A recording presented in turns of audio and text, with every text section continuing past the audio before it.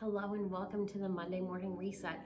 Today we're continuing a series on the Beatitudes, and the Beatitudes are part of this larger Sermon on the Mount. So they are literally the words of Jesus, words that he spoke as he preached. And my hope for us as we go through this very famous passage and pick it apart little by little, my hope is that as we are going through it the next few weeks, that we will come to a better understanding of who Jesus was and who he called us to be, and that perhaps if we don't have necessarily the Beatitudes memorized by the time we are done with this, we have a better understanding of each of these pieces of Jesus's famous teaching. And so I want to begin just by reading once more this passage from Matthew 5, starting in verse 3, the words of Jesus here. Blessed are the poor in spirit, for the kingdom of heaven is theirs. Blessed are those who mourn, for they will be comforted. Blessed are the humble, for they will inherit the earth. Blessed are those who hunger and thirst for righteousness, for they will be filled. Blessed are the merciful, for they will be shown mercy. Blessed are the pure in heart, for they will see God. Blessed are the peacemakers, for they will be called sons of God. Blessed are those who are persecuted because of righteousness, for the kingdom of heaven is theirs. You are blessed when they insult you and persecute you and falsely say every kind of evil against you because of me. Be glad and rejoice, because your reward is great in heaven, for that is how they persecuted the prophets who were before you. This week, I really want us to hone in on verse 4. And so I want to return to this. And many of us have heard of this passage. Perhaps we've heard all of this passage, but especially this verse I've heard a lot at funerals. Blessed are those who mourn, for they will be comforted. At face value, I think that verse on its own is hopeful, right? For those of us who have been in the midst of mourning, whether it's been a death, a divorce, a job loss, a relationship, whatever it might be, I think there's just comfort in the idea of Jesus saying that you are blessed that you are mourning, because you will someday be comforted. And I think there's enough hope just in that phrase alone. And I'm tempted just to leave it at that and say, let's think about that this week. But I want us to lean in a little more deeply and understand what Jesus means. How will we be comforted? Who will be comforting us? What does this mean, right? For Jesus to just say, if you mourn, you will be comforted, or those who mourn will be comforted. Well, one, I think he's saying everyone at some point in time is going to mourn. We will all know someone who will die. We will all experience heartache and loss and pain. We will all suffer in some way. We will find ourselves grieving at many points probably in our lives. And Jesus is saying that we who mourn, so all of us, we will be comforted. And I think it's obvious that he's pointing to a higher power, right? We will be comforted by God. He's not saying we're going to find comfort in things, in food and wealth and rom-coms. No, he's saying we'll be comforted by God, if I can add that to the text. But what does this mean then for us to be comforted by God? What does this mean about our relationship with God, our understanding of who he is? And I think there are some really helpful things we can think about when we think about what it means to be comforted, when we find ourselves in these situations where we are mourning, we are grieving a loss. And this first one that I just want us to lean into today is that we believe that God is present. As Christians, we believe that God is present here and now, that he sees us, that he knows us. We believe that the Holy Spirit is in us, that God's literal presence is dwelling inside of us. And what a beautiful thing that is. But a God who is present, who sees us, who knows us, does so much more than that, right? It's not enough to just say, okay, God sees you in your pain, although that is beautiful in and of itself, knowing that he is there with us when we are mourning. But God understands our pain.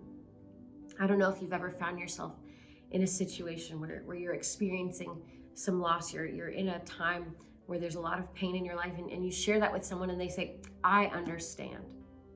And it kind of rubs you the wrong way, right? Because no, they don't understand. They haven't experienced this pain, but that is not what God is saying. He's not giving us some trite little saying just to give us some temporary comfort.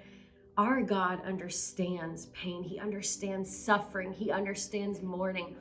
And I want us actually to turn to the book of John and look at a story that many of you are probably familiar with.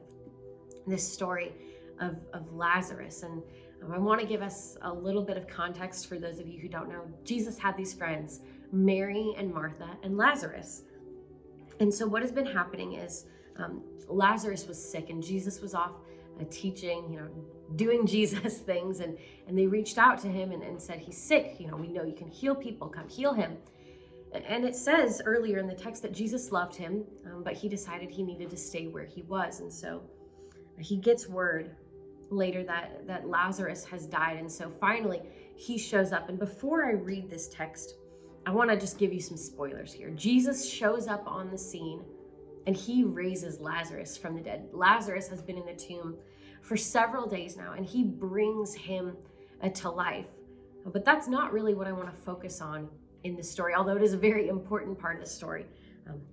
But I want to just jump in here at John 11, and we'll just start at verse 32. So Jesus has finally shown up on the scene, and Mary is out there. Mary, Lazarus' sister, is out there greeting him. And it says, as soon as Mary came to where Jesus was and saw him, she fell at his feet and told him, Lord, if you had been here, my brother would not have died. And when Jesus saw her crying, and the Jews who had come with her crying, he was deeply moved in his spirit and troubled. Where have you put him? He asked. Lord, they told him, come and see. Jesus wept. So the Jews said, see how he loved him? But some of them said, couldn't he who opened the blind man's eyes also have kept this man from dying? And then Jesus, deeply moved again, came to the tomb. It was a cave and a stone was lying against it. Remove the stone, Jesus said. Martha, the dead man's sister, told him, Lord, there's already a stench because he has been dead for 4 days. And Jesus said to her, didn't I tell you that if you believed, you would see the glory of God? So they removed the stone.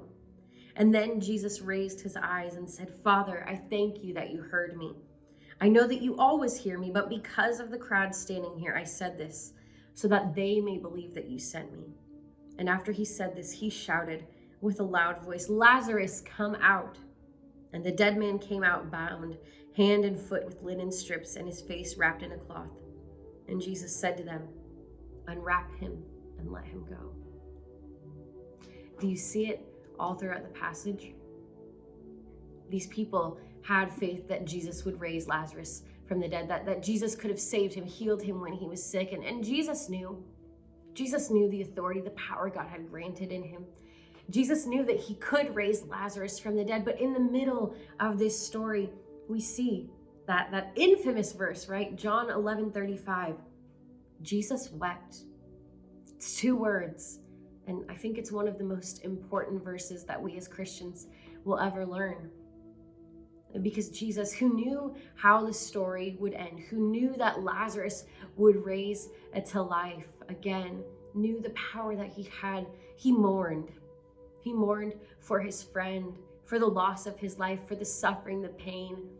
He mourned for the fact that all these other people were mourning, the suffering and the pain they were going through. Jesus himself experienced pain. Jesus himself mourned. And so when he says that blessed are those who mourn, for they will be comforted, we can trust that Jesus knows what he is talking about. He's not saying something to temporarily make us feel good. He's saying to trust him because he understands. He's been there. He himself has mourned it. He knows that on the other side of that, there is hope, there is peace, and there's one who brings comfort. And his name is Jesus. And so, friends, this week, I just want us to remember that there are many of us who will spend time mourning this week, perhaps big, significant life events, or perhaps there will just be moments that slip by quickly throughout the week where we find ourselves grieving just for a moment over over a loss, over some pain. And I just want to remind us all that we will be comforted, and we can trust the one who said this. We can trust the one who said that we will be comforted. He mourned himself, and his Spirit is here now, present with us. He sees us, he knows us, he understands our pain. And so let's trust that. Let's trust that we too will find comfort, and our comfort will be found in Jesus alone. This week, may the Lord bless and keep you.